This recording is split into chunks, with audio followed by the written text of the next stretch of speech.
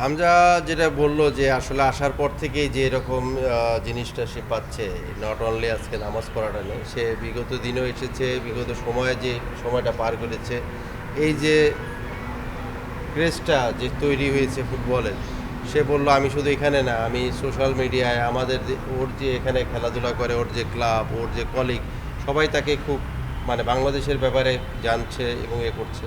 তো বললো যে যে কোনো জিনিসই এখন যাচ্ছে এবং সেটা আমি এটা পাচ্ছি। আজকে যেটা এখানে এনভায়রনমেন্ট হয়েছিল, তখন আমরা একটু জোকস করে বলতেছিলাম যে এরকম তো আমাদের সাথে একজন ছিল পুলিশ প্রশাসন, তারা বলছে ভাই আপনারা উনি এমপি ইলেকশনে দাঁড়িয়ে যান, হ্যাঁ এমপি ইলেকশন করুক হবিগঞ্জ থেকে।